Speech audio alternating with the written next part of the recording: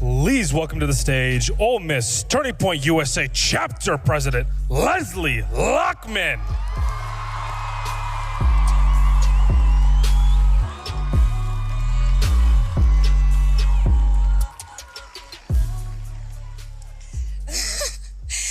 Good evening, Ole Miss.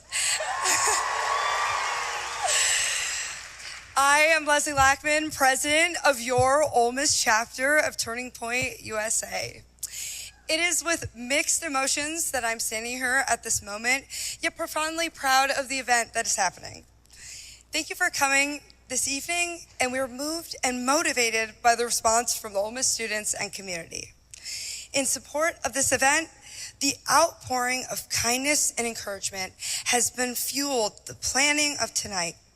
Let's also take a moment to express gratitude to the security and law enforcement, not only for their extraordinary assistance today, working to help keep us safe, but for the diligent and hard work every day, putting their lives on the line.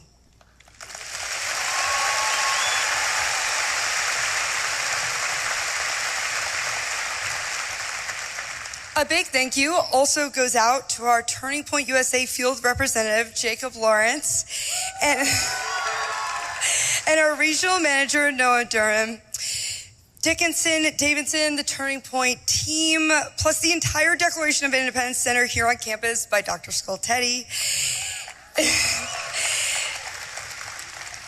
It is their support of this chapter that has helped us grow and develop ambitious goals. Most of all, thank you for Turning Point USA for supporting our chapter and giving us the resources and training to pull off an event of this size.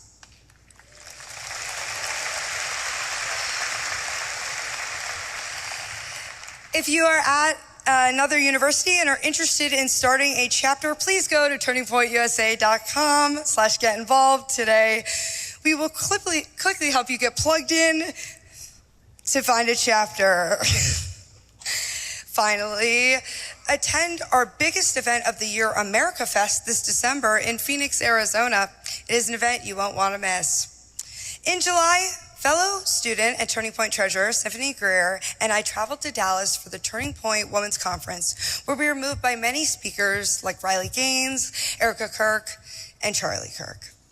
It was there from that stage that Charlie called out to Ole Miss as an example in response to a question.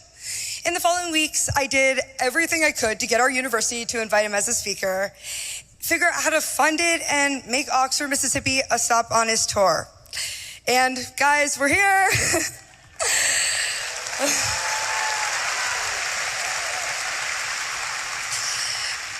I was so excited when it came to fruition, and our first promotional poster was printed with today's date on it. It has felt the opposite every day since the tragedy of September 10th, 2025. Let's share this moment to appreciate all of the many coincidences in our lives that bring us together, good and terrible.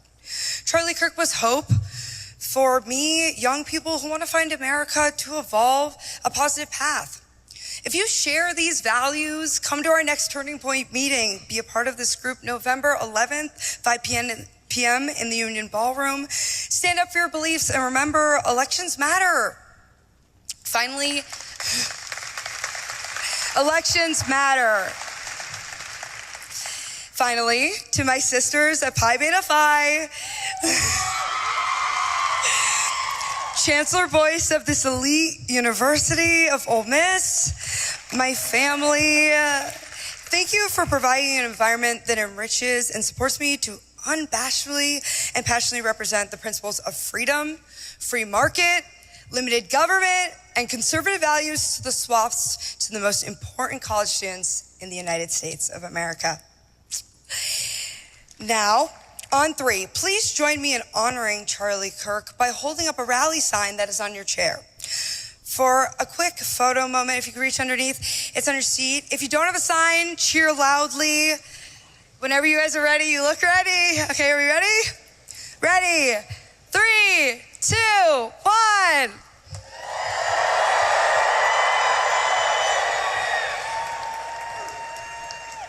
Thank you, guys. There you go. Hotty toddy, a very Ole Miss tradition style. Now, join me in welcoming the 50th Vice President of our great country, the United States of America, JD Vance. And up next, Turning Point CEO and Charlie's wife, Erika Kirk.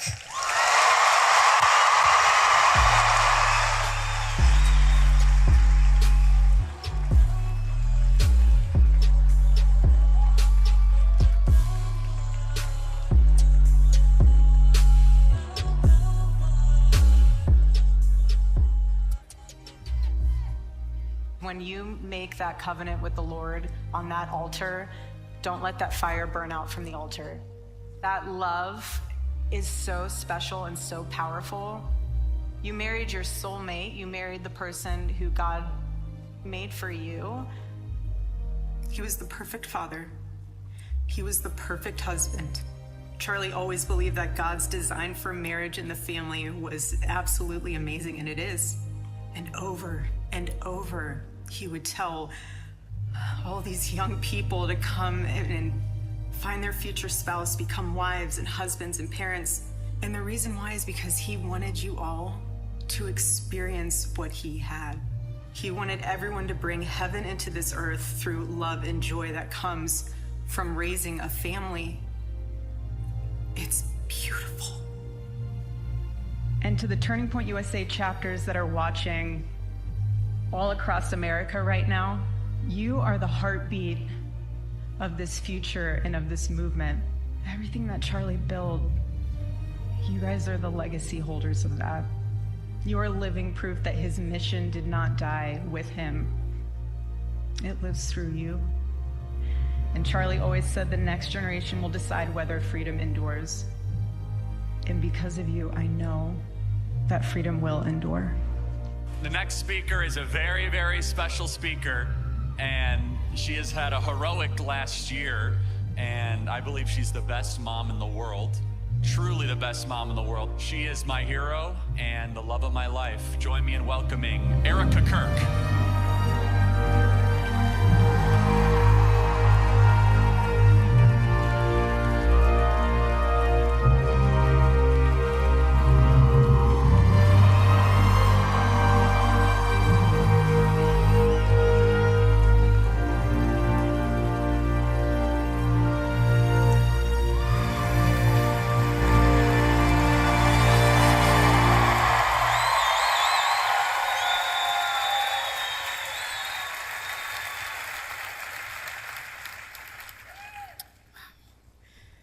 Good evening, Ole Miss.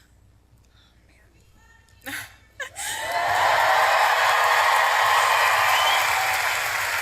Love you guys too. Oh, it's hard not to cry after watching that. I haven't seen that portion of him saying that video since that day happened.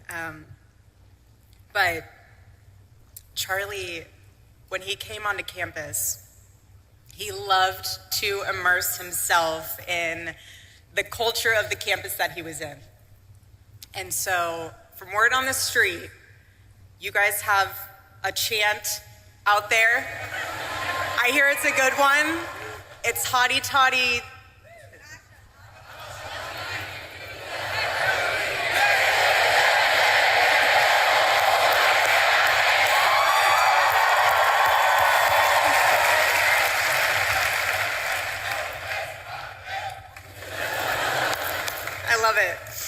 I love it, but it's a tremendous honor and blessing to be on stage today, and this is what Turning Point USA is all about. This is what the future of our country is all about, and I want to thank you all also on a personal level for all of your prayers and all of your support, not only for our family, but for the Turning Point USA family, which includes all of you, especially those that are students, a part of the Turning Point USA chapter at Ole Miss. So I love you guys, truly. This whole, you guys have no idea how helpful it is to have all of you in my life, because you help me feel even more deeply connected to my husband. And I thank you for that.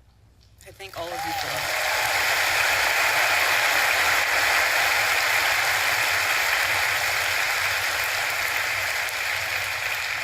And I say that also because you guys are the heartbeat of Turning Point USA. You're the heartbeat of this organization, and every time we were at an event, especially one that Charlie was speaking at, he would always ask beforehand, he would always ask Mikey or the team, he'd say, who in the audience is a Turning Point USA chapter leader or chapter member? And whenever there was a student there, he would stop everything before the event and he would sit down with them.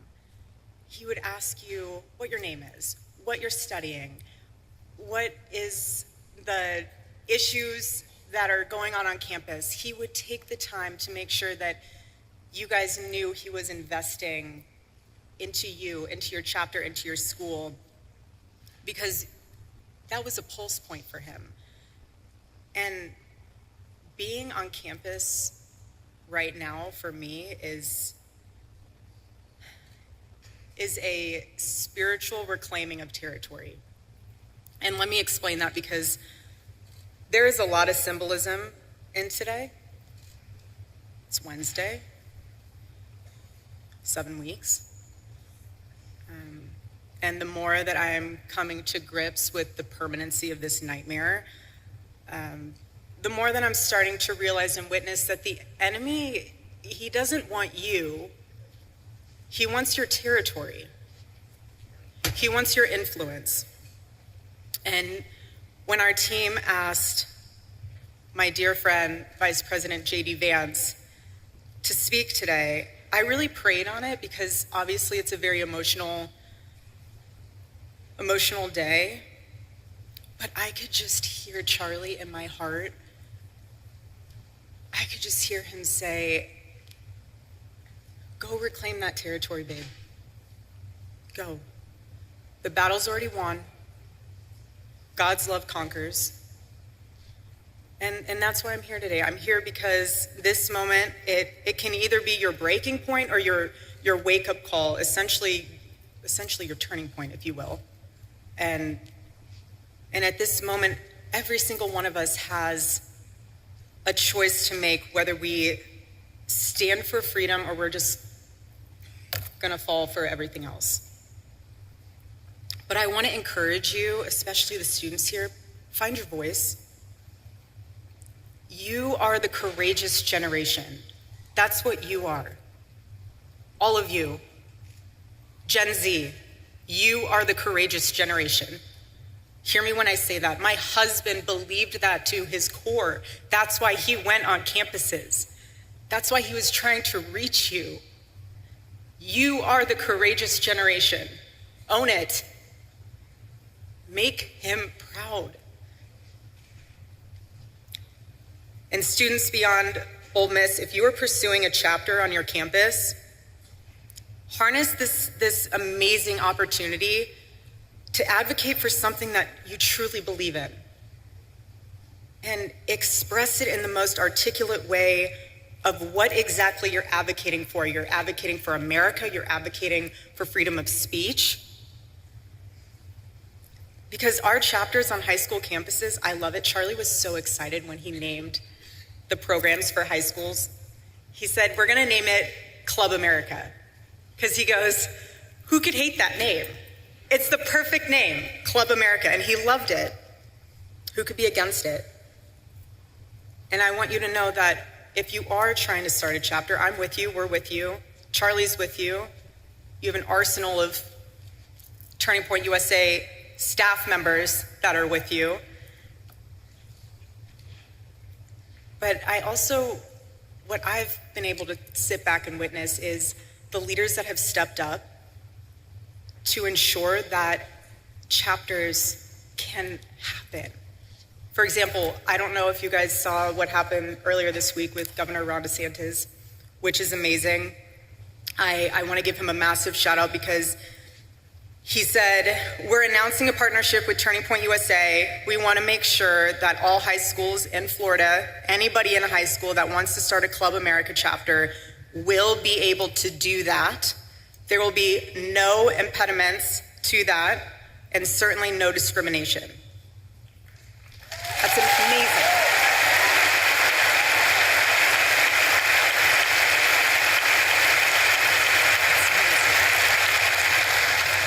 also Governor Youngkin.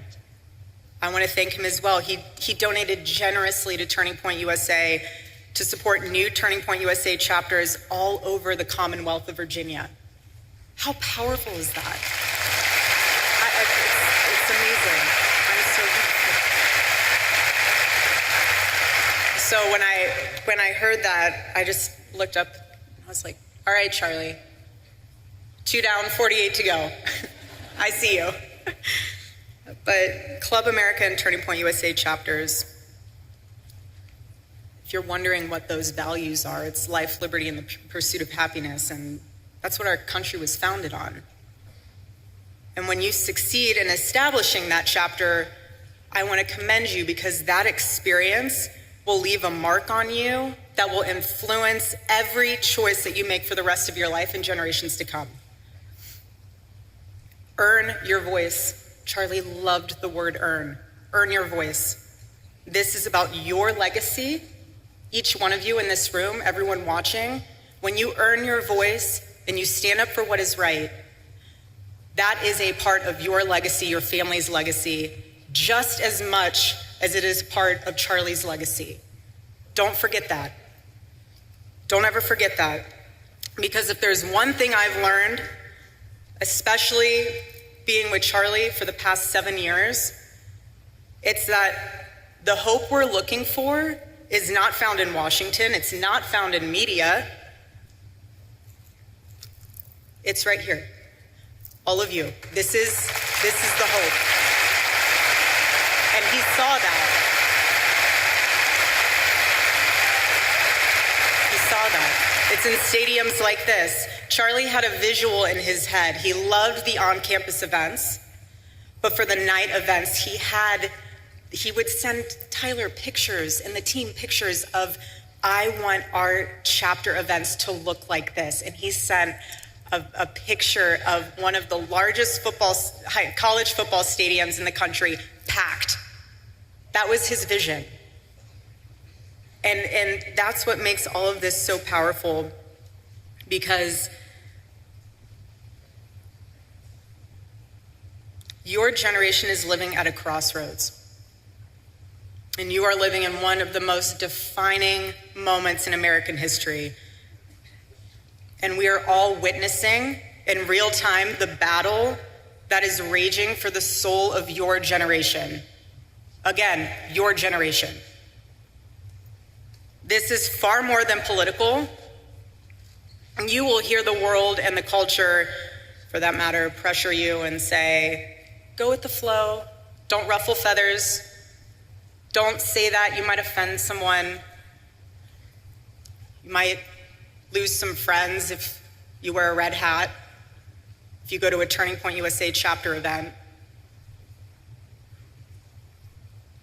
But when I hear that, I need to be so blunt and honest with you now, because before, when I heard it, I said, okay. Now when I hear that,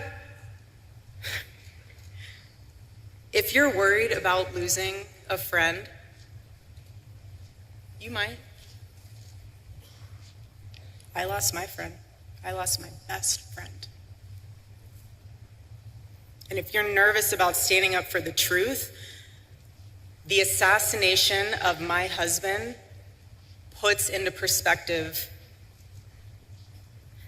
all those fears. It really does. Because my husband never went with the flow. He swam in the streams of significance. And Charlie knew so deeply to his core that comfort doesn't change the world. And you cannot influence the world when you look like it. The enemy of truth doesn't need to destroy a nation overnight. He just needs to convince people that truth no longer matters. And the enemy thrives when Christians don't speak up, when citizens don't vote, when students don't think for themselves. But in Ephesians chapter 5, verse 11, it says, have nothing to do with the fruitless deeds of darkness, but rather expose them. That's what it means to live as salt and light. To bring flavor to a world gone bland, and clarity to a world that lost its way and it's lost in confusion, because Christians are called to go into the public space to correct error with truth, and that's what my husband did. When he would sit there with his microphone, I got to watch this evolve over the years. At first, he would hold the microphone the whole time. He would listen. Then as the years went on, he would put the microphone down, and he wasn't listening, he was hearing. He was absorbing what the students were saying and what they were asking. He was engaging. He was calm. He wasn't combative. He never insulted. He just wanted you to think. Again, like I said, he never told you what to say. He just wanted to challenge you so that what your convictions were, you actually understood why you had them, rather than they being talking points because your professor told you so or your friend told you so. He wanted the best of you because he demanded the best of himself. And Charlie would say this all the time: your rights don't come from the government, they come from God. And he knew what every founding father knew, and nearly almost every university has forgotten, that you cannot have freedom without virtue, and you cannot have virtue without God. And that's what makes this nation so different. That's what makes it worth defending as a courageous generation. And another thing that Charlie used to say all the time is that it does not take skill to be courageous. It takes a choice to be courageous. And now's the time to make that choice. Either you sit on the sidelines. I mean, I don't know what else can wake you up. I really don't know what else could stir that fire within you to get involved or to use your voice or to make a difference. If you're looking for another sign, I have no idea what to tell you. I just want to encourage you, though, that yes, this is about America, and yes, my husband would say saving Western civilization. That's true on both fronts. But deeper than that, this is about your soul, because the fight for freedom starts within, inside of each and every one of you. So again, please stand firm against the wickedness of the devil and the schemes of man. Be alert, because his tactics are so clever. What he'll do is he will find one thing. He will find fear, he'll find disappointment, he will find one thing, and he will wedge it in between you and the Lord, and he will make it grow. He will make it grow so much that you lose sight. It becomes this, almost like an eclipse, where the truth is hidden behind it. And yes, the light's still there, but you can't see it anymore. That's the enemy's tactic. And the bottom line is that the enemy doesn't need to change your theology. He just needs to change your vision. And if he can get in your head and blur your vision and distort your vision, he'll do it. He'll do whatever he can. But what the enemy forgets, though, is that the presence of a shadow is proof that there is light. He forgets that. And Charlie's murder might seem like we're standing in a shadow, as if death was the victory meant for the enemy, but looking around in this arena, you are proof that this light of truth burns so brightly. So brightly.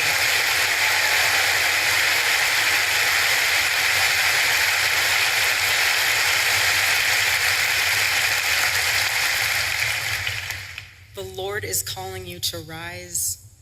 Please hear me when I say that courageously. He is. Do not be afraid. It is so easy to be afraid, but we are commanded to not be afraid. And when you take that stand, it will encourage and inspire someone else to do the same. Whether that is someone in your circle, whether that's a family member, whether that's someone you've never even met before because they saw you posting something on social media. You can't change a nation if you're enslaved to fear. And you can't call out corruption if you're still chained to comfort. And you can't stand for truth if you first do not kneel before the Lord.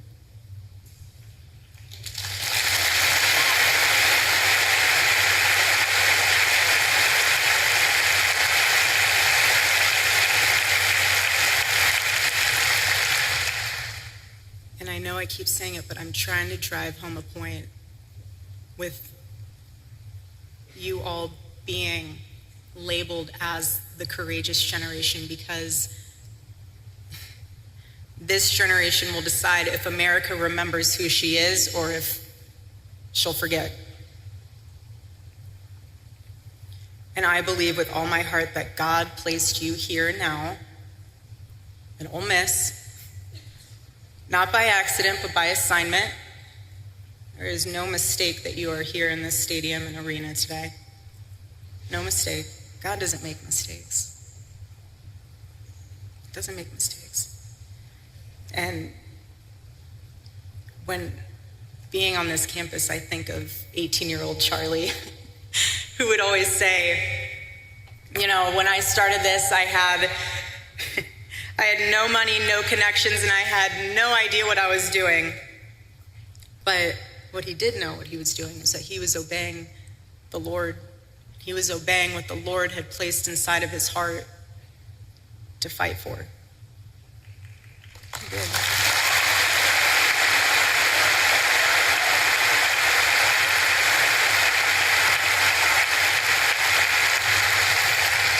And he persevered. He persevered, and look what he left us. Look what he left us with. He didn't leave us empty-handed. He built a machine, and all of you are a part of that. Again, the heartbeat of Turning Point USA. That's what happens when you obey the Lord. A movement like this, it becomes unstoppable. It becomes the revival that it is. And I just want this to be the generation that says, we will not apologize for loving our country first. We will not be silent about our faith. We will not back down when the world tells us to kneel, because we bow only to the King of Kings.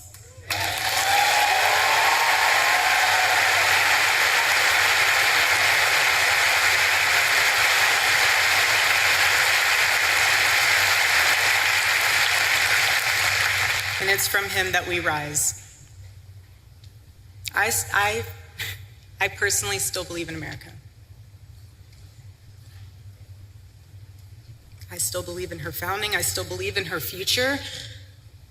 I don't care if people think it sounds crazy, but I still believe that our nation can heal. But we can't save a country that we're too afraid to defend. We can't.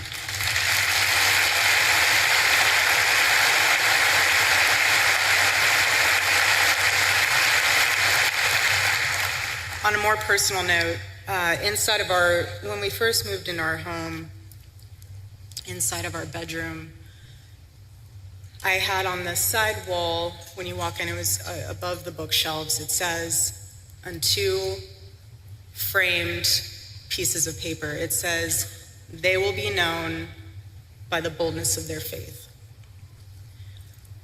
And when I hung that, as many women can attest to this, when you hang things, you see them all the time, you just kind of go about your life. And so, being in the position that I am now, it took me a while to even just make it back into our bedroom. I used to sprint from the opening door into the bathroom and sprint out. I was not ready to walk into our bedroom yet. And when I was finally able to sleep in our bed for the first time, slept on his side of the bed. And I noticed, because he had to sleep a certain way on his side, facing the outside of the bed, because he had a bad back. I'm sure most of you didn't know that, but he had a really bad back. Anyways, so it's also why he wore compression socks too. I know a lot of people are like, why do you wear compression socks? Circulation. Anyways, so he would sleep that direction, and so I found myself sleeping that direction as well. And when I woke up, for the past several nights that I've been able to be in there, I saw that the first thing I'd see is that on the wall, they will be known by the boldness of their faith. And I thought to myself, he saw that every single morning he woke up. I didn't, because I'm on the other side of the bed, so I'm facing the window. But he saw that every single morning. And then I thought to myself, because when I go to the office, I will never sit in his office chair. So I sit, there's like a couch on the side when you walk in, and I sit on the couch. And on his desk, flanked between the Bible verse of Micah, chapter 6, verse 3, it all kind of came together for me. So he sees us on the wall, and then he sees on his desk these 3 questions that he would ask himself every single day.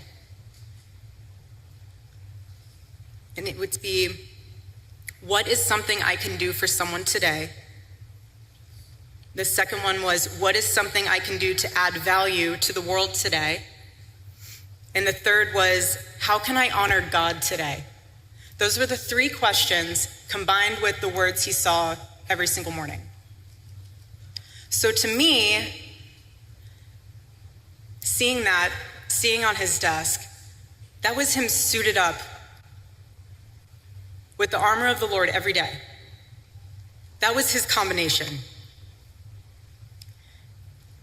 And what I'm realizing with that is those were the action points of how to have courage. Because you can ask me, well, how do I become courageous? Ask yourself those 3 questions every single day. And I promise you, you will get courage. You will. Because what death amplifies even more is that you only get one life. Just one. That's it. It's an eternal life. So that's why you have to live like it matters. But I want to remind you that God has created you for greatness, not for something that's lifeless, just greatness. And the question isn't how long you're going to live. It's what are you going to do with your life and the time that the Lord has blessed you with? What are you going to do with that? That's the question.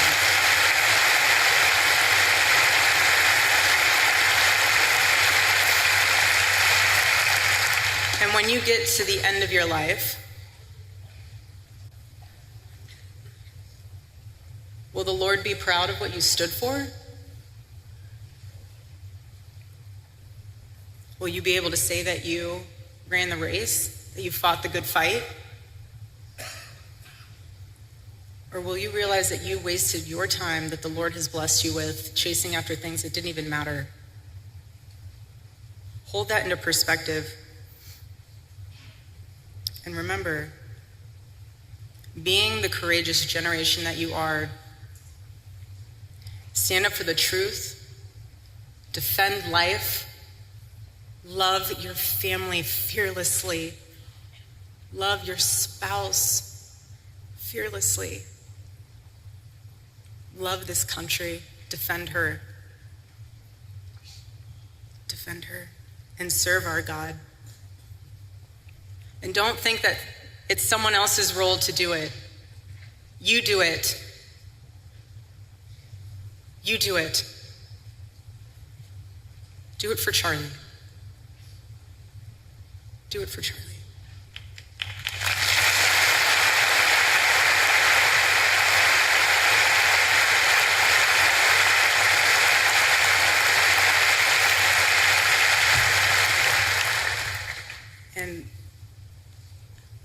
am tremendously blessed and honored tonight to be able to introduce to you a very, very dear friend and his wife. They are incredible. And I see no one will ever replace my husband. No. But I do see some similarities of my husband in JD and Vice President JD Vance. I do. And that's why I'm so blessed to be able to introduce him tonight, because he understands the fight that we're up against, and he can articulate that in a way that transcends race, that transcends demographic backgrounds. He's an amazing man. So please help me welcome to the stage Vice President JD Vance.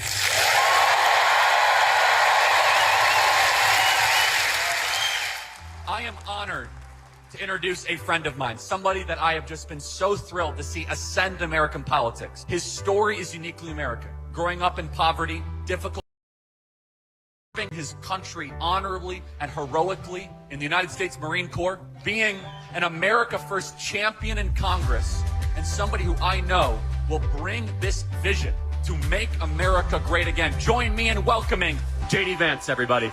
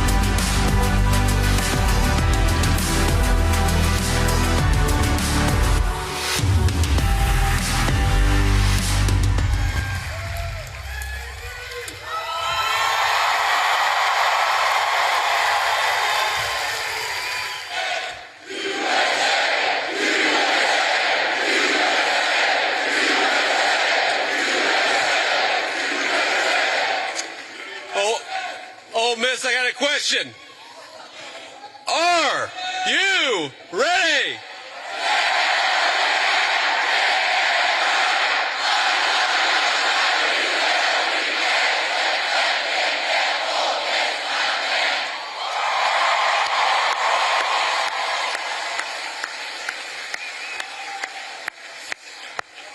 Wow, that was impressive. They told me that would be impressive, and they were exactly right.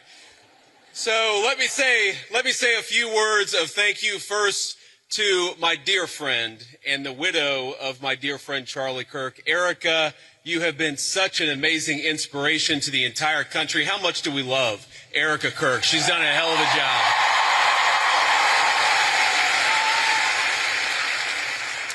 I want to thank, we have a couple of Mississippi senators here. We have both Senator Roger Wicker and Senator Cindy Hyde-Smith. Thank you guys for being here.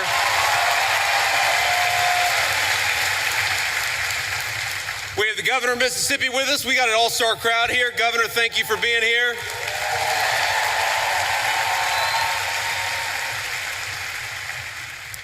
And most importantly, we have got over 10,000 students from across Mississippi. We are proud to have you, and we know that you are the future of Charlie Kirk's legacy. So thank you for being here.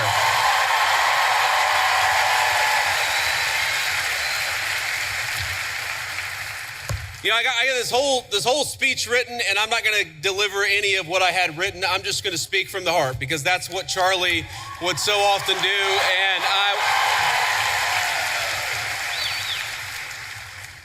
you know, when I think about what we lost 6 weeks ago, it feels like forever ago when I was in a meeting in the West Wing, and one of my staff members came in and said that Charlie had been shot. And then I looked at my phone and I saw all the text messages and realized that my dear friend had been very seriously injured. Now, in the West Wing at that time, we actually thought that Charlie had a chance. We didn't know that he was eventually going to pass away. There were initial reports from the medical team that maybe things were going okay. And of course, eventually Charlie took his last breath and went home to be with his Lord and Savior. I remember thinking at that moment, first, of course, about Erika and the children. They've got their oldest, their daughter, is very similar in age to our youngest child. And I remember thinking, what a terrible tragedy for that family. And the second thing that I thought was, what a terrible tragedy for the United States of America. Because Charlie wasn't just a political figure. He wasn't just a guy who went around campus and said very interesting things and hosted all of these debates. He was a person who, particularly to the young people of this country, to all of you, he had the very best advice. And I think that's the most important way for me to honor Charlie, which is to repeat that advice, something I found true in my own life. Charlie wanted all of you, whatever life path you chose, whatever career you chose, whatever you ultimately did for a living, Charlie wanted you more than anything to invest in the things that were worth having, to build a life that was worth building. And that started, the most important advice he ever gave you was fall in love, get married, and start a family. And I can't honor Charlie without repeating that most important advice.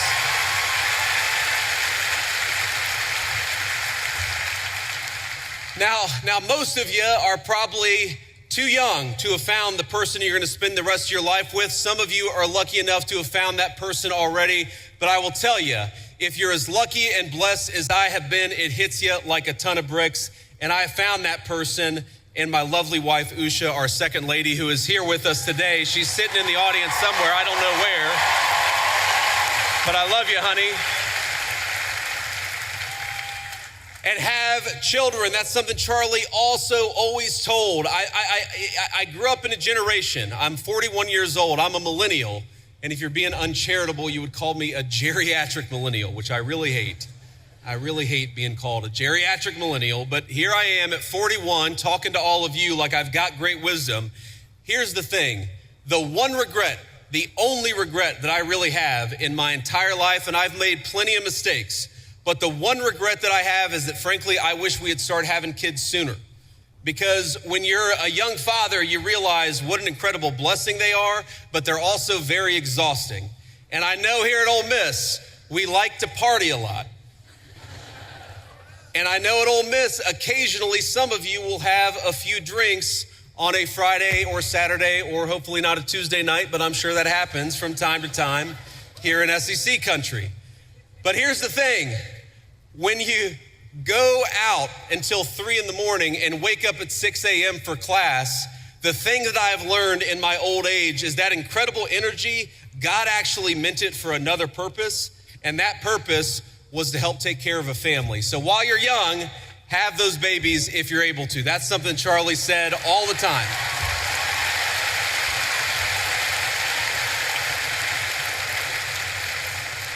But if you think of that advice, Charlie wanted you to get married. He wanted you to fall in love. He wanted you to build a family. He wanted you to find a vocation. That was the advice that he gave on campuses. But that's not just about you. That's also about our country and about our government.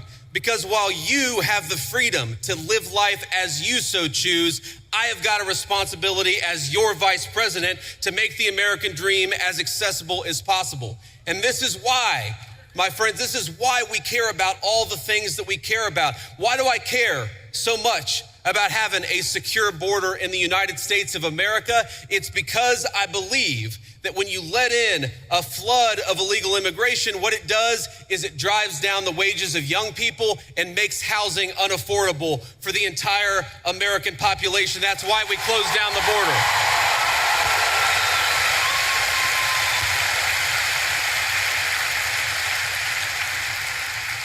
The left will say our immigration policy is about hating immigration, hating immigrants. We don't hate anybody. We love our fellow citizens. And because we want them to have the American dream, we shut that border down the very first day that Donald J. Trump was the president of the United States.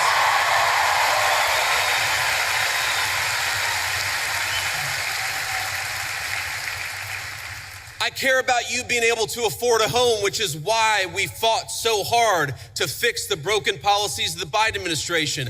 I want a lot of you, I'm sure there are military veterans in this room right now. I'm sure there are a lot of people who will join the military in the future, and we're proud of you. But part of America First is ensuring that we never ask you to go and do the American people's business unless it is in the interest of the United States of America, and that's how we honor the sacrifice of our troops.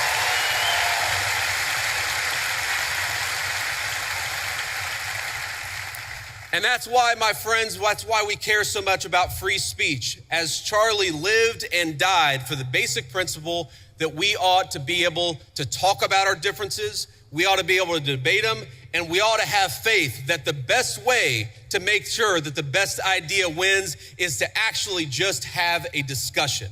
And that is what this event is all about. That is what Turning Points USA is all about. And I am so proud, and most of all, I'm so grateful to each and every person, whether you're a Republican or a Democrat, for coming out and honoring one of the most important parts of Charlie's legacy, because we're going to have a discussion tonight, and that's what Charlie would want us to do.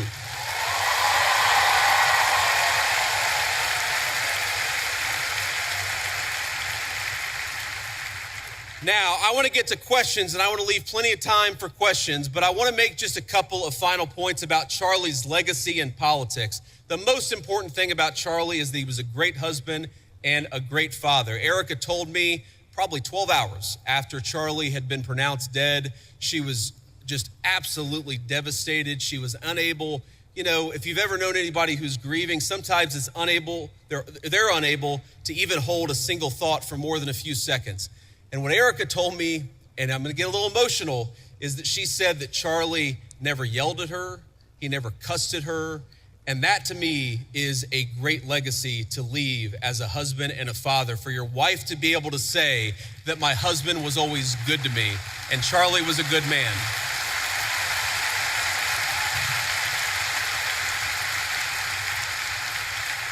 But he also had the legacy of believing in political debate, and he was the most effective person in politics that I have ever seen. And by the way, that's not because Charlie always agreed with me and the president's policies. I remember one time in particular where Charlie Kirk called me, and guys, he was mad. It was one, I wouldn't say the last conversation that I had with him, but it was in the last few months of his life. And he called me and he said, JD, I'm really worried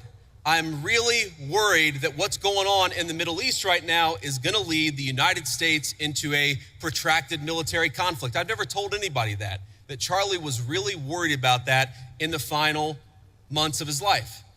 Now, here's the thing. Charlie was so effective, and he was so trusted by both me and the President of the United States that when Charlie made that phone call, I didn't say, screw you, you don't know what you're talking about. I listened to him. And I really believe that one of the reasons why the President of the United States knocked out the Iranian nuclear facilities, but never got the United States into a protracted military conflict and never lost a single American in a Middle Eastern conflict is because we had the wisdom and the good sense to recognize that the American people are done with American troops dying in unnecessary foreign conflicts. But Charlie Kirk reminded me of that. Charlie Kirk.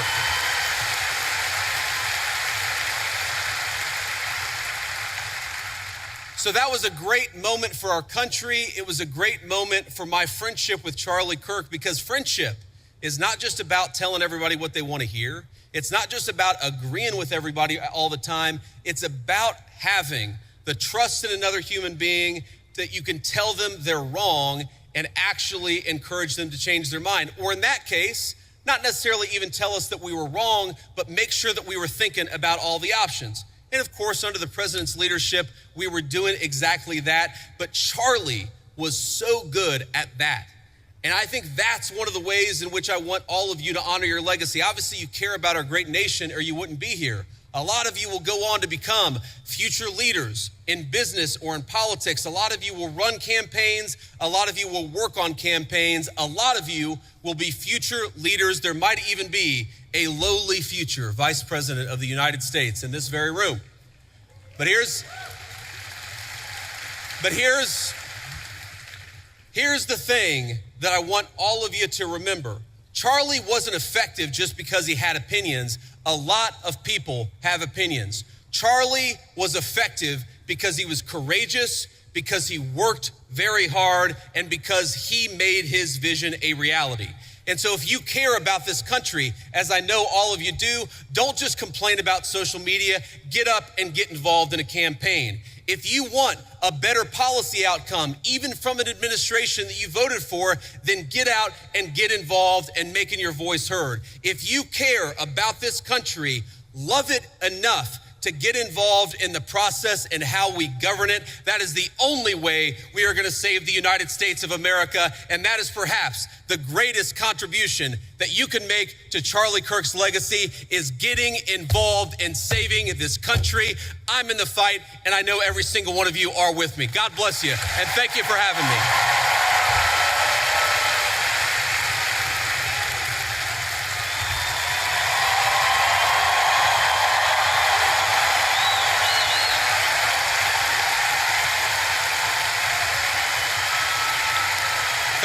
Thank you. But hey, please, I appreciate that, but we're not even halfway done. So here's, I don't know what you're saying, but it sounds awesome.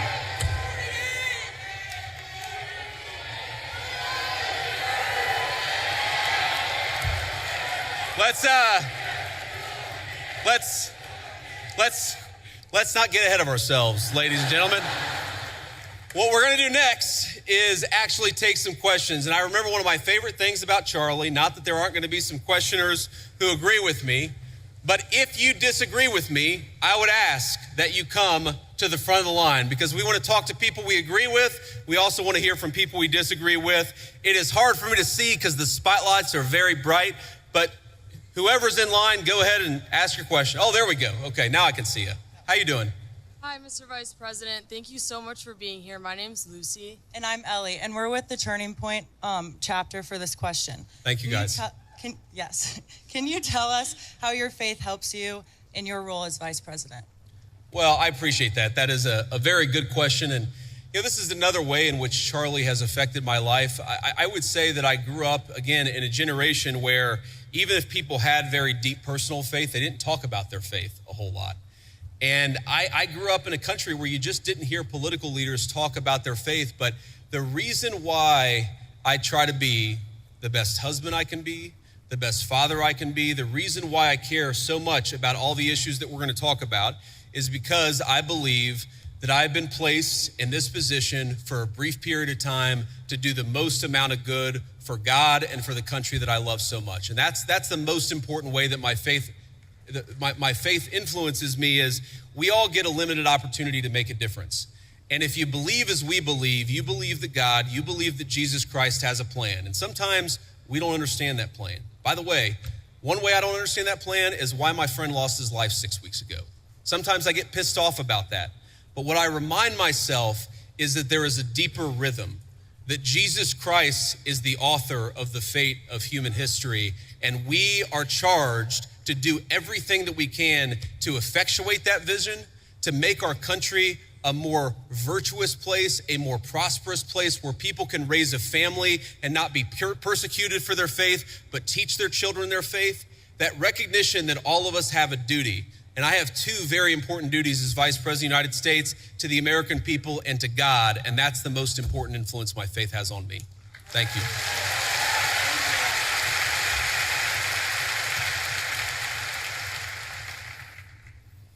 I understand your view on illegal immigration is it should be a top priority, strengthening our southern borders and fighting the massive drug trafficking that's taken place while securing jobs for the working class Americans. Also, deporting every single person who's invaded our country illegally, which I 100% agree on. My question to you is, what is your view on legal immigration? Personally, I have a girlfriend who's studying in America off a visa. Our hope is eventually getting a green card. So what is your view on legal immigration? Should we reduce it? Also, what is your plan for a merit-based system? Yes, sir. Well, I appreciate the question. And look, my honest view is that right now, America, thanks in part to the Biden border invasion, but also thanks in part to a lot of bad immigration policy, right now, we have let in too many immigrants into the United States of America. That is just a fundamental reality. Now, look, legal immigration is complicated because we let in about 1 million legal immigrants into the United States of America every single year. And I think the evidence is pretty clear that a lot of those immigrants are actually undercutting the wages of American workers. It's one of the reasons why the President of the United States,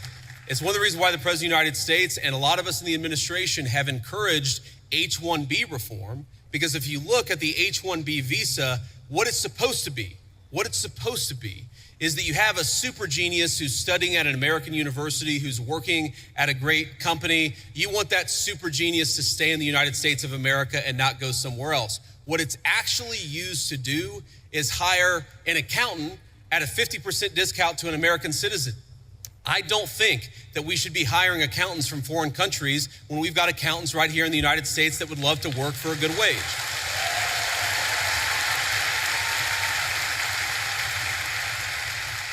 Now, you asked about, I think, your girlfriend, you said, and I obviously don't know the full details about your situation, but my view is, look, there are people who want to come to the United States of America, and some of them, I'm sure, can enrich the United States of America by coming here, but we have got to get our overall numbers way, way down. Too many people have come into the United States of America. I am married to the daughter of immigrants who came to the United States in the 1980s. I do believe that some immigrants, many immigrants do in fact enrich the United States of America, but here's the problem. We don't even know how many illegal aliens we have. We don't even know. The best guess is probably 25, 30 million people. I've heard estimates as high as 50 million. When something like that happens, you've got to allow your own society to cohere a little bit, to build a sense of common identity, for all the newcomers to assimilate, the ones who are going to stay, to assimilate into American culture. Until you do that, you've got to be careful about any additional immigration, in my view. Thank you, sir. Thank you.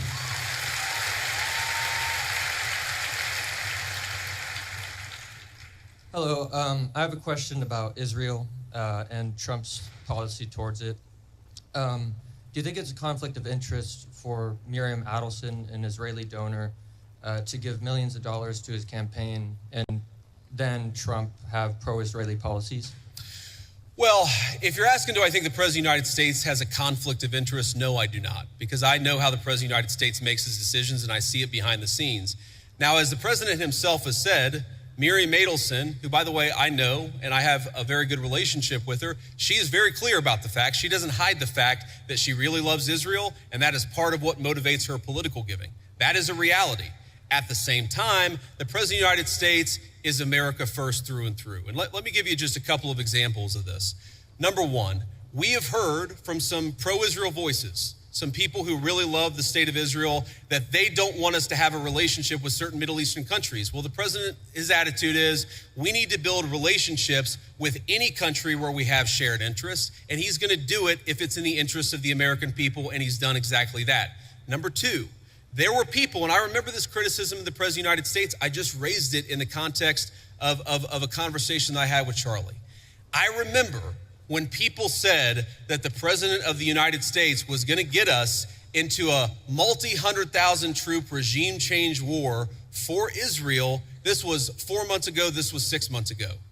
Now, the people who accused the President of the United States of wanting to get us into a regime change war for Israel, I wonder if they stepped back and said, you know what, we were wrong about that, because the President of the United States did not want to get us into a regime change war for any other country. He wanted to knock out a nuclear facility and get everybody back home, and that's exactly what he did.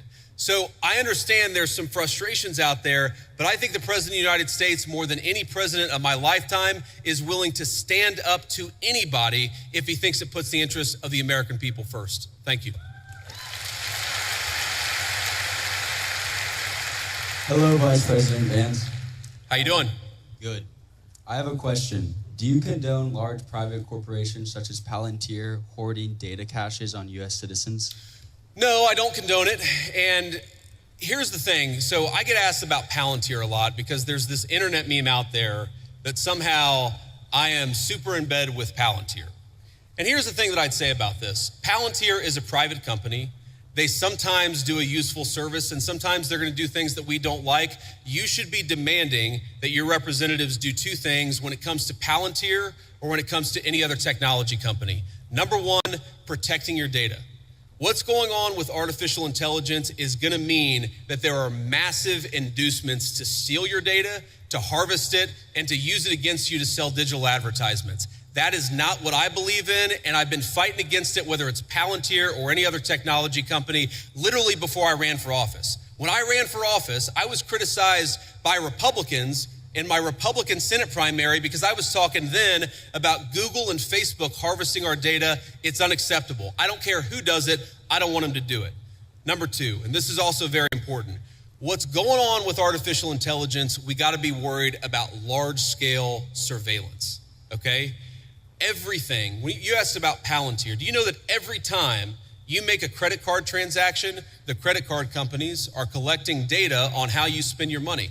Do you know that every time you linger over a link on the internet for more than a half second, the search engines are collecting data on you so that they can sell you advertisements? One of the biggest questions for American policy over the next 10 years is how to ensure that you are a sovereign citizen. And you cannot be a sovereign citizen if any private corporation or any government can steal something from you that belongs to you. Yes, sir. Thank you. Thank you.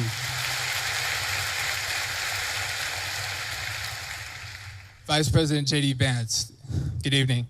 Thank you. My question is, the Republican Party, they stand for the right to bear arms. A lot of things the founding fathers really made a priority. Sure. And I feel as if requiring Christianity in public schools goes against the founding fathers' wish of freedom of religion. What do you think about that? Well, I guess, who is saying that we require Christianity in public schools? Just from what I've seen on the media and the news, it seems like the Trump administration had wanted to make praying in schools and Christian values incorporated. Well, look, I think Christian values are a good thing, and I'll talk to you about why I think that's a good thing, but that's separate from forcing people to pray, which I don't think that anybody, certainly no Christian that I know, would ever support or ever endorse. And let me just say something generally about all the people. I see there's a big line, and I hope I can get to everybody's question. I remember when I was a sophomore in high school, I went to an event at my church, which was a book signing with Oliver North and Sean Hannity, the Fox News host. And this was back before, this was, I guess, 25 years ago. And so neither of these guys was maybe as big as they are today. And I remember standing in line and I'm about to say hello to Oliver North and Sean Hannity. And I remember thinking to myself, I was so nervous. All I need to do is shake their hand, give them a firm handshake and tell them my name. That's what I'm thinking. Firm handshake, tell them my name. Firm handshake, tell them my name. And I get to the front of the line and Sean Hannity looks at me and he says, "How are you doing?" And I totally panic and I go, JD. Because I had rehearsed shaking and saying my name. My point is, I admire your guys' courage, and please don't be nervous. If you need to work through a question, think about it, speak it. We're all here to have a nice conversation, and we're all supportive of it. Here's the thing when you talk about forcing, I'm gonna answer your question, of forcing Christianity, forcing people to pray. There's a liberal idea out there that I think is wrong, and that's that liberalism is the source of freedom of religion. And actually, if you go back to the original founding documents of the United States of America, if you go back to the Anglo legal tradition, well before there was ever a United States of America, what you find is that freedom of religion is actually a Christian concept. And the reason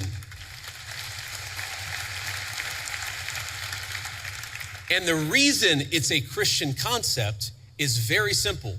Because Christianity, Imago Dei, the idea that we are all made in the image of our Creator, means that we must respect the free will of every single person. Now, part of that is you have a conversation with people Having free will doesn't mean that you're not allowed to encourage somebody, that you're not allowed to talk to somebody about your faith, that you're not allowed to talk about certain values in school. When our founders talked about freedom of religion, they didn't mean you weren't allowed to say a Christian prayer in a public school or that you weren't allowed to talk about Jesus Christ in a public forum. They just meant that nobody could force you to profess the Christian faith. That had to come from your own free will. And I believe that, and I think every Christian who I've ever spoken to believes that the source is the Christian, the source of your faith, the Christian understanding must be your own free will. But here's the thing about Christian values. There are a lot of Christian values out there that I think that we've just sort of assumed and we've in fact taken for granted. Christian values are the idea that you should respect every single person as an individual, whatever the color of their skin, created in the image of God. That's a Christian concept. And in fact, it was a Christian empire, Great Britain, that abolished slavery to begin with. The idea that we should eliminate child sacrifice. What did the Christian settlers find when they came to the New World? They found a lot of civilizations that were murdering babies in weird religious rituals. It was Christianity that said we don't kill children just because they're somehow inconvenient to people. A lot of the things, human rights, the very idea that human beings have rights are a Christian concept. And so I'd ask you, my assumption based on the question is that you're skeptical of Christianity, or at least of certain public professions of Christianity. One of my favorite Bible verses is, "By your fruits ye shall know them." And I think that the fruits of the Christian faith are the most moral, the most just, and the most prosperous civilization in history. I make no apologies for believing that Christianity is the pathway to God. I make no apologies for thinking that Christian values are an important foundation of this country, but I'm not going to force you to believe in anything, because that's not what God wants, and that's not what I want either.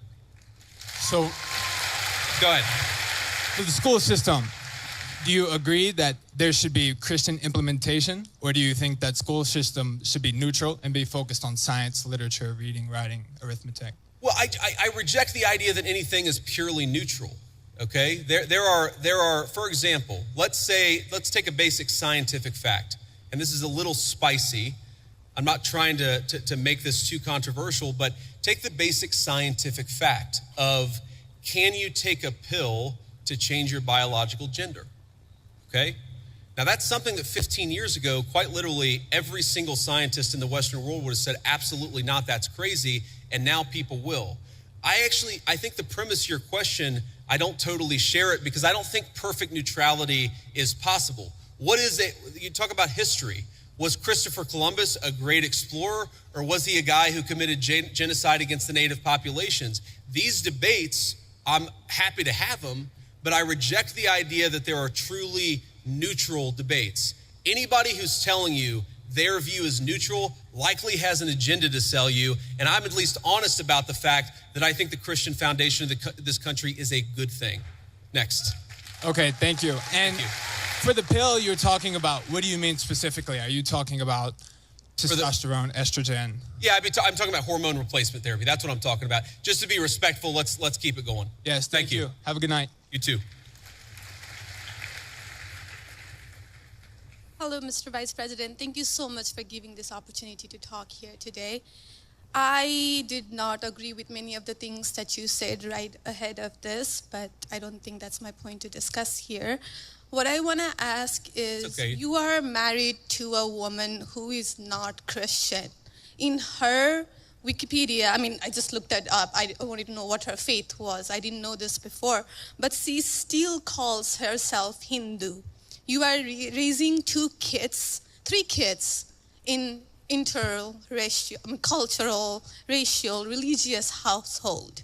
How are you maintaining, or how are you teaching your kids not to keep your religion ahead of their mother's religion? Or how are you teaching them that your kind, they're that kind who got here just few years or few decades ago is different or is better than your mom's kind who got here just a generation before? How are you balancing that? And when you talk about too many immigrants here, when did you guys decide that number? Why did you sell us a dream?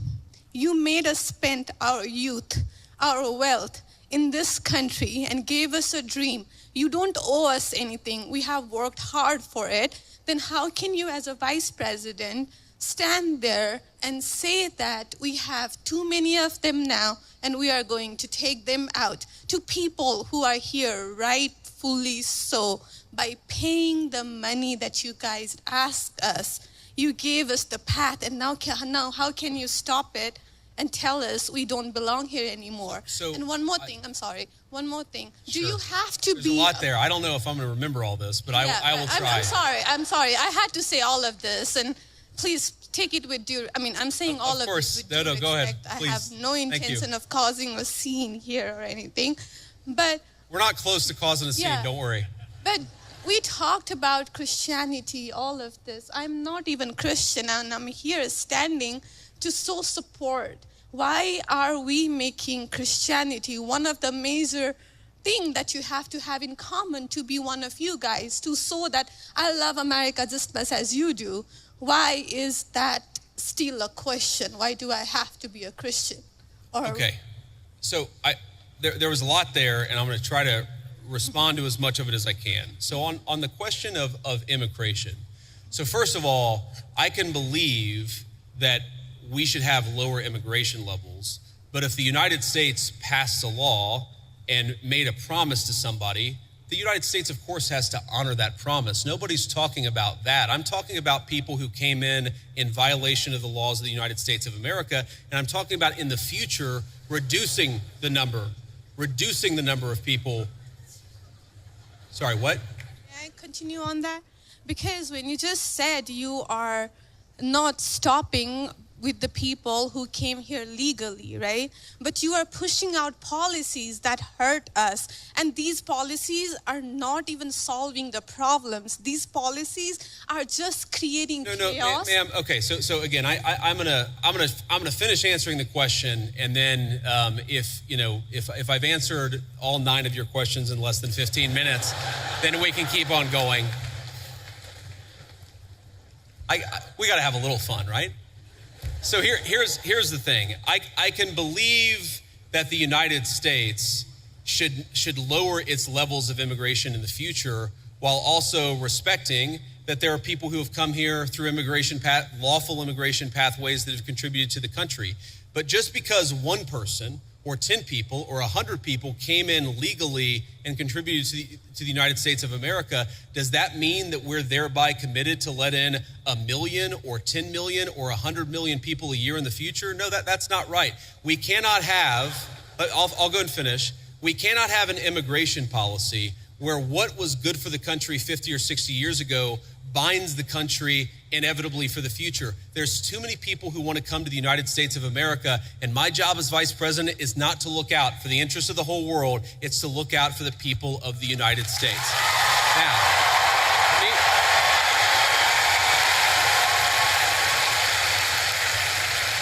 Now, you asked a personal question about our interfaith household. And yes, my wife did not grow up Christian. I think it's fair to say that she grew up in a Hindu family, but not in a particularly religious family in either direction. In fact, when I met my wife, we were both, I would consider myself an agnostic or an atheist, and that's what I think she would have considered herself as well. You know, everybody has to come to their own arrangement here. The way that we've come to our arrangement is she's my best friend. We talk to each other about this stuff. So we decided to raise our kids Christian. Our 2 oldest kids who go to school, they go to a Christian school. Our 8-year-old did his first communion about a year ago. That's the way that we have come to our arrangement. But thank you. My 8-year-old was also very proud of his first communion. Thank you, guys. I'll tell him that Ole Miss wishes him the best. But I think everybody has to have this own conversation when you're in a marriage. I mean, it's true for friends of mine who are in Protestant and Catholic marriages, friends of mine who are in, atheist and Christian marriages. You just got to talk to the only advice I can give is you just got to talk to the person that God has put you with, and you've got to make those decisions as a family unit. For us, it works out. Now, most Sundays, Usha will come with me to church. as I've told her and I've said publicly, and I'll say now in front of 10,000 of my closest friends, do I hope eventually that she is somehow moved by the same thing that I was moved in by church? Yeah, I honestly do wish that, because I believe in the Christian gospel, and I hope eventually my wife comes to see it the same way. But if she doesn't, then God says everybody has free will, and so that doesn't cause a problem for me. That's something you work out with your friends, with your family, with the person that you love. Again, one of the most important Christian principles is that you respect free will. Usha's closer to the priests who baptized me than maybe I am. They talk about this stuff. My attitude is you figure this stuff out as a family, and you trust in God to have a plan, and you try to follow it as best as you can. And that's what I try to do. I want to make a final point. So I don't want to cut you off. I want to be respectful to all the people behind you in line, but I want to make this point about immigration, okay? If you ask the question, what is the exact right number of immigrants for the United States to let in, it is just very specific on the context. If you go back to the 1920s, the United States passed an Immigration Reform Act that effectively cut down immigration to close to zero for 40 years in this country. And what happened over those 40 years? The many, many people who had come from many different foreign countries and different foreign cultures, they assimilated into American culture. And there was an expectation that they would assimilate into American culture. I think we have two problems in our immigration system today. And my guess is you're probably a slightly more leftist political persuasion, liberal political persuasion, maybe not. But here's the thing. I remember back in my establishment GOP days, when I was still very early getting involved in Republican politics, I remember a conservative think tank person who told me that one of the reasons why immigration was really good is that if you had enough diversity in a country, people would mistrust each other and they wouldn't join labor unions. Okay? So when I see a lot of left-wing people who theoretically support organized labor saying we need to flood the country with a limitless number of immigrants, they're unwilling to set any limitations on it. My response to that is you are destroying the very social trust on which American freedom and prosperity was built. And that is really important to me. So the honest answer to your question, what is the exact number of immigrants America should accept in the future? Right now, the answer is far less than we've been accepting. We have got to become a common community again, and you can't do that when you have such high numbers of immigration, which is one of the reasons why we have the immigration policy we do. Thank you. Next.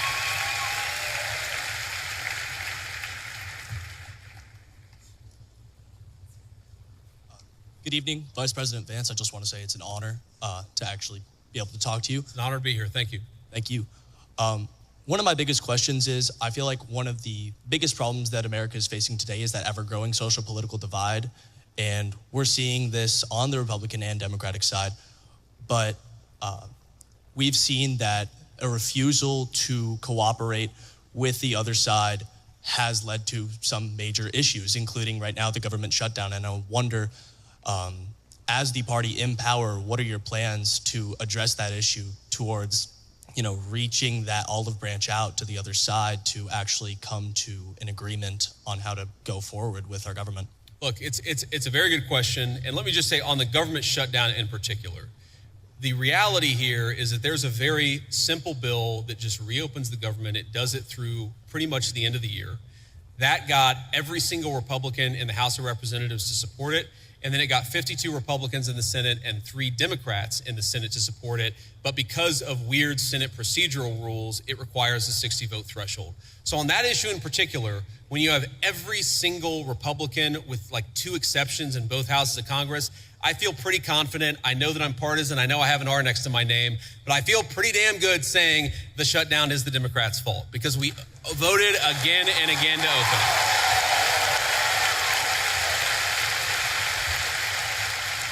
Now, but there's a broader question there, and I think most Americans, whatever their political persuasion, would actually like the country's political parties to work together better to solve the problems.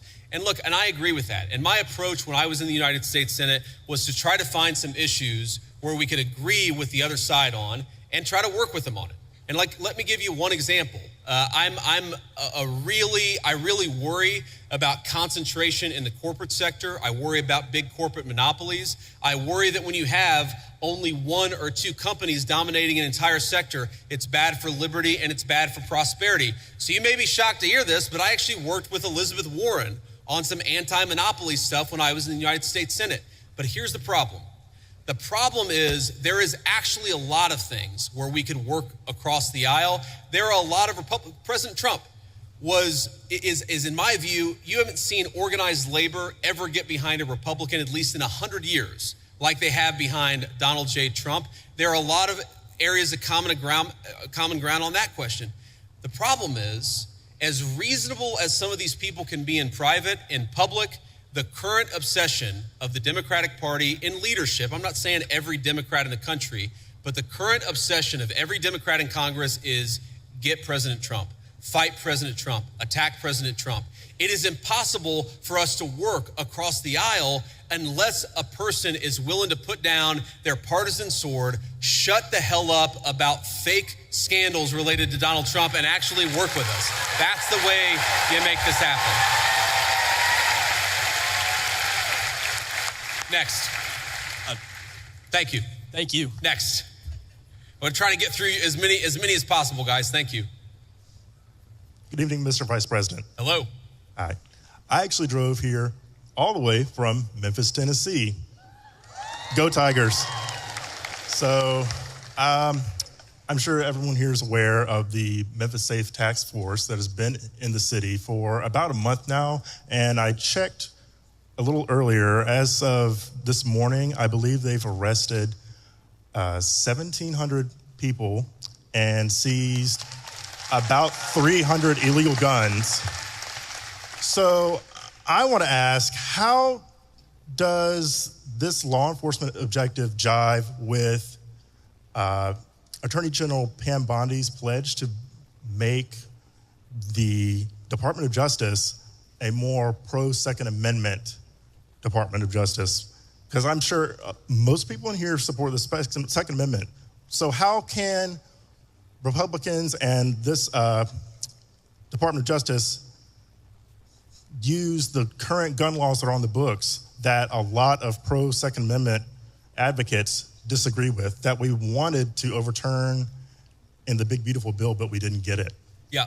So I understand the question. And by the way, I supported some of those changes in the big, beautiful bill. I know the President of the United States did too. We didn't have the votes to get them in there, and that's as simple as that. But I know exactly what you're talking about because there were a couple of issues in particular. I talked to some of my Second Amendment friends.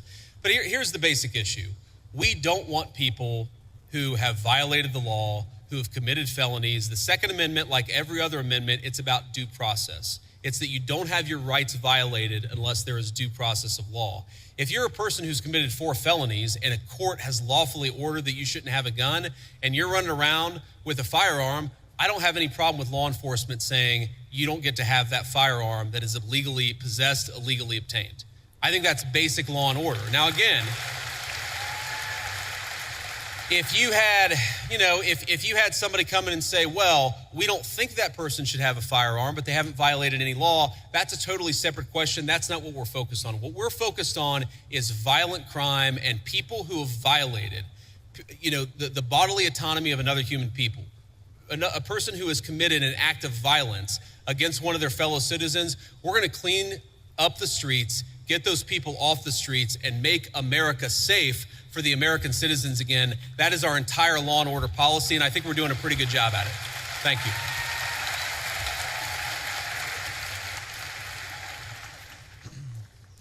Thank you for the opportunity to speak. I'm a Christian man, and I'm just confused why that there's this notion that we might have owe Israel something, or that they're our greatest ally, or that we have to support this multi-$100 billion foreign aid package to Israel to cover this, to quote Charlie Kirk, ethnic cleansing in Gaza. I'm just confused why this idea has come around, considering the fact that not only does their religion not agree with ours, but also openly supports the prosecution of ours. Yeah, so let me Let's say a few things about this. First of all, when the President of the United States says America first, that means that he pursues the interests of Americans first. That is our entire foreign policy. And that doesn't mean that you're not going to have alliances, that you're not going to work with other countries from time to time. And that is what the president believes, is that Israel, sometimes they have similar interests to the United States and we're going to work with them in that case. Sometimes they don't have similar interests to the United States. And this example, the most recent Gaza peace plan that all of us have been working on very hard for the past few weeks, the president of the United States could only get that peace deal done by actually being willing to apply leverage to the state of Israel. So when people say that Israel is somehow manipulating or controlling the president of the United States, they're not controlling this president of the United States, which is one of the reasons why we'd be able to have some of the success that we've had in the Middle East. Now you ask about, sort of Jews disagreeing with Christians on certain religious ideas. Yeah, absolutely. It's one of the realities is that Jews do not believe that Jesus Christ is the Messiah. Obviously, Christians do believe that. There are some significant theological disagreements between Christians and Jews. My attitude is, let's have those conversations. Let's have those disagreements when we have them. But if there are shared areas of interest, we ought to be willing to do that too. For example, one thing I really, really care about is the preservation of the Church of the Holy Sepulchre in Jerusalem. Christians believe that that is the site where Jesus Christ was crucified and also that his tomb is right there as well. My attitude is if we can work with our friends in Israel to make sure that Christians have safe access to that site, that's an obvious area of common interest. I am fine with that. What I'm not okay with is any country coming before the interests of American citizens, and it is important for all of us, assuming we're American citizens, to put the interest of our own country first. That's what we're gonna do. That's what we try to do every single day, I promise you. Thank you.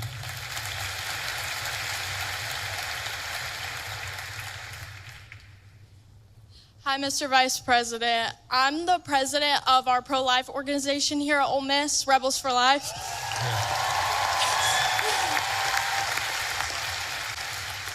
And I myself, as the president, am 100% pro-life. And I know you've stated, you being Catholic, that in the past, you've stated that you're 100% pro-life. But since joining the presidential campaign as the VP, you've kind of wavered how you see abortion. So I'm just wondering what your stance is right now. Sure. And do you think that someone else's right to liberty trumps someone else's right to life? Well, first of all, I appreciate your question, and I appreciate the work that you do. You asked the question, do I think somebody else's right to liberty trumps somebody else's right to life? No, I do not. I, in fact, do not believe that. Now, you said, and I'm going to take issue with something you said, just the premise of the question, which is that I've wavered on the pro-life issue. I really do believe that the president has been the most pro-life president in the history of the United States of America. Now, that said, there are two things that I think we have to keep in mind here. Now, one is the very, very hard question of, when we talk about our abortion policy, there are some very, very difficult edge cases. There are cases where you've got, an 11-year-old girl who was raped, who it would be unsafe for her to bring the baby to term. You've got situations where, bringing a baby to term would cause serious bodily harm, maybe death for the mother. That's one of the reasons why we believe in the exception in these cases where you have, again, they're edge cases, they're rare. I think the pro-abortion community would have you believe that's 90% of abortions. That's not true. But we got to be honest about the fact that there are some edge cases. The second thing I'd say about this is that we have to be prudential and practical in what can get accomplished. And there may be disagreements about what exactly that is, but if you look at the pro-life victories that the President of the United States has been able to achieve, he's been able to achieve them because he has worked within the system that we have. If your attitude is you are going to pursue the most aggressive pro-life option, even if it means you lose every election and every outcome means that you're going to be in a situation where the Democrats have abortion on demand up to the moment of birth to the very end. You've got to work within the political constraints that we have. Now, here let me just say something about this. And somebody asked me earlier about my Christian values. And one of the points I made is that when the settlers came to the New World, they found a very widespread child sacrifice. I imagine there are some people who don't agree with my view on the pro-life issue, let me just make an observation. If you go to historical archaeological sites where there were brothels, and the two oldest businesses in the world are gambling and prostitution, so there were brothels even in very ancient civilizations. If you go back to ancient brothels and you dig up the bones of the women who were working in these places, you will very often find a lot of children who were buried with them. And the answer is that whenever a society decides to discard innocent babies, they also don't treat their women very well. And whenever a society mistreats its women, it is very often the babies who come right after that. There is a reason why Christian civilization ended the practice of child sacrifice all over the world, and it's one of the great accomplishments of Christian civilization. I believe that we should try to be protecting every unborn life. There's a question of exactly how we do it, but I would never say that anyone's right to life should be sacrificed. Thank you, man.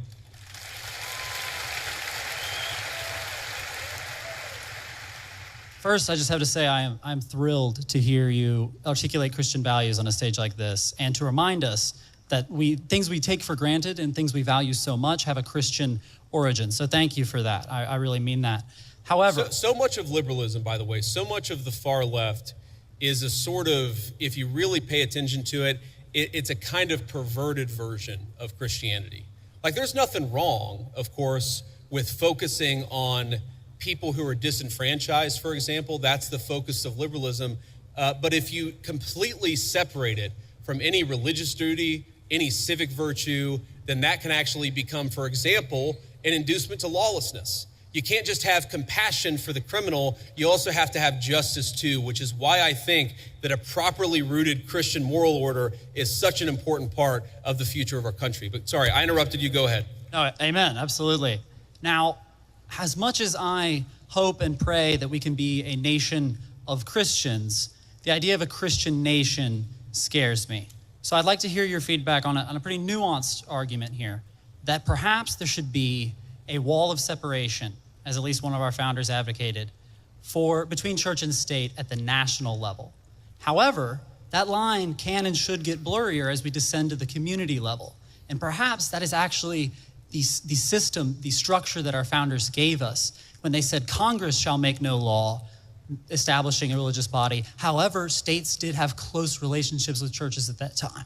Yeah. Do you think that is a rationale that works? Do you think that is the way we should implement around these Christian values? So this is a very nuanced point, and I want to just make sure that everybody's kind of on the same page here. So if you go back to the First Amendment, it doesn't say separation of church and state. It says Congress shall make no law respecting an establishment of religion. But if you go back to the founding time, there were actually a number of states that had formally recognized churches. So there was the Anglican Church of Virginia. That was the official state church of Virginia.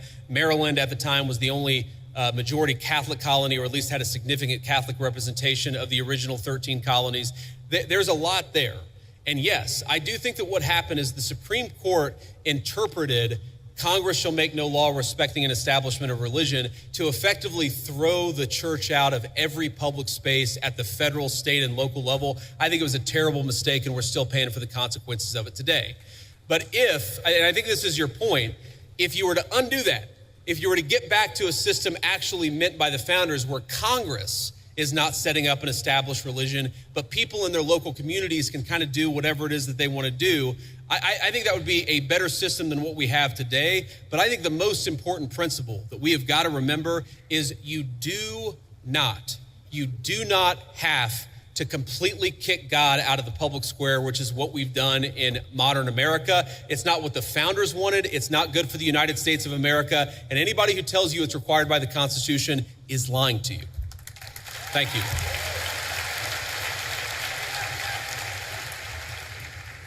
Hello, JD. How you doing today, man? Good. How you doing? In the wise words of Ricky Bobby, I don't know what to do with my hands. Don't feel bad. Neither do I half the time, man. Okay. First off, yeah, laugh it up. Okay, first off, I just want to say I am a huge supporter of the Trump administration. I I was 3 months too late to vote for you guys, but if I could have, I would have. So I'm a huge supporter of you guys before I make my argument, but there is something you guys are doing that is kind of disturbing me a little bit. Okay, go ahead. Thank you. You guys have sent the military into Washington, D.C. and a few other cities that I can't think of off the top of my head, which first off, they've had wonderful results. Like no one can deny the results of that. It's wonderful. Some might even say the greatest. I'm a comedian. I like this guy. Who is this guy?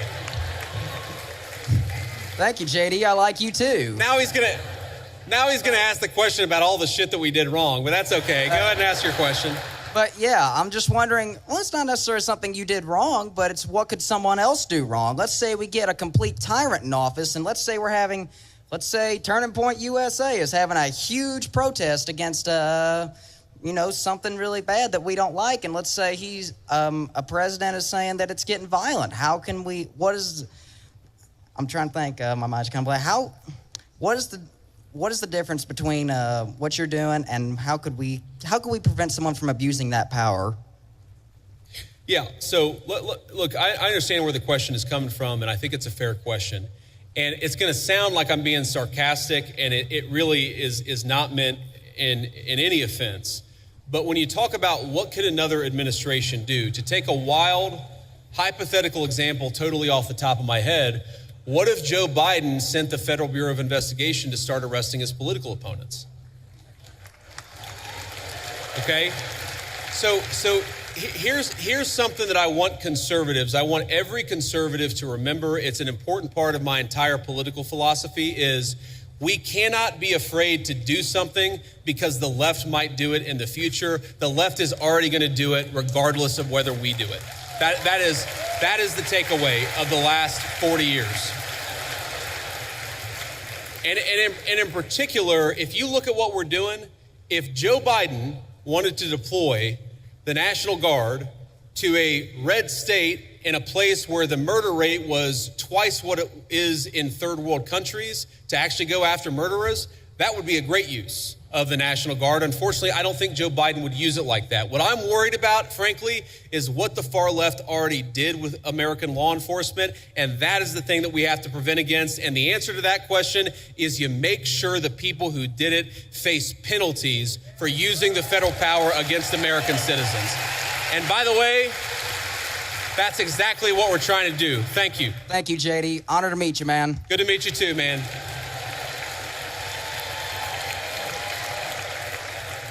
This will be the last question. Ricky Bobby, 2048. That's who I'm voting for.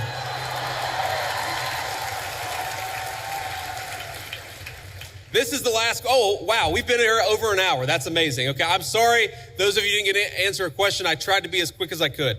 Go ahead. Mr. Vice President, I'm humbled and honored to be here. Recently, President Trump endorsed a candidate to run against Republican Representative Thomas Massie, who has opposed and criticized some of the Trump administration's aims. How would you address those who fear that principled disagreement or independent thinking is discouraged within the party because of how it can be framed as a betrayal instead of as internal accountability or an opportunity for debate and negotiation?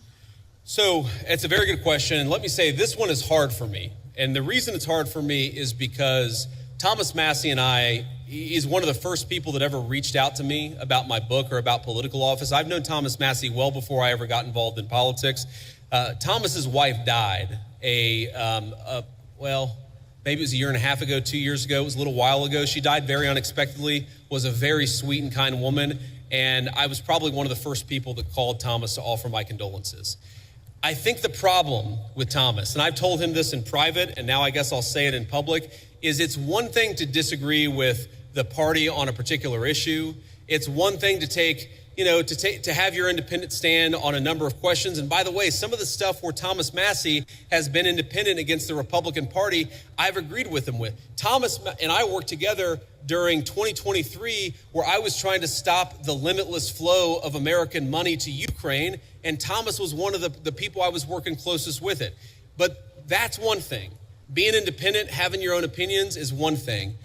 Voting against the party on every single issue, you're eventually going to make too many enemies. And that is the problem that Thomas has had. It's not one issue, it's not 3 or 4 issues. It's that every time that we've needed Thomas for a vote, he has been completely unwilling to provide it. That is why the President of the United States has trained his ire on Thomas Massie. It's because we can never count on him for some of the most difficult votes. I wish that that weren't the case. I say that as somebody who's known Thomas well before I got into politics, but politics is politics. And when you always vote against the party, you can't expect the party to actually back you. That's the reality. So let me say just a couple of final things before I hit the road here. And one, it has been such an amazing honor to be with all of you this evening. I want to say 2 things.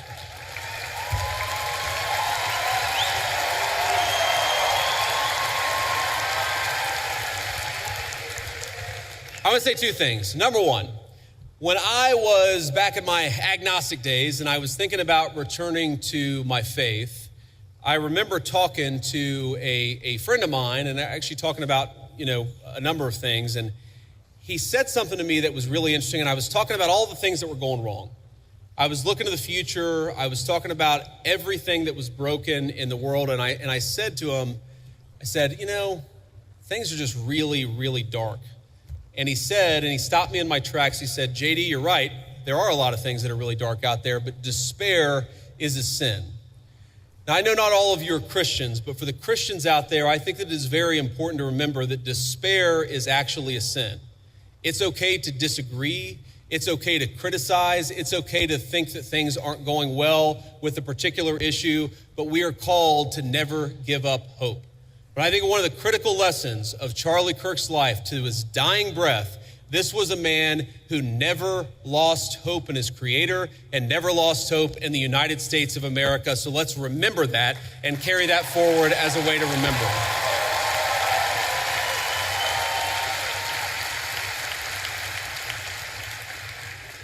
And the second thing that I want to say is, in line with despair being a sin, look, I imagine that I can tell most of you apparently agree with a lot of what I said. I'm sure that a lot of you disagree with some of the things that I've said. That's okay.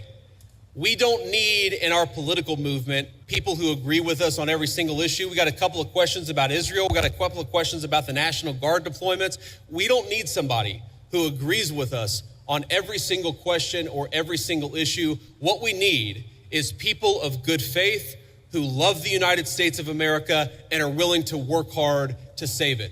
So when you look at all the accomplishments, you look at the accomplishments of the last 9 months, we inherited the worst border crisis in the history of the United States of America. We shut down the border, and net immigration is 2.5 million lower today than it was in 9 months. That means the total number of people that have been sent out of this country is 2.5 million. We have 2.5 million fewer illegal immigrants than we had. That's a great accomplishment. We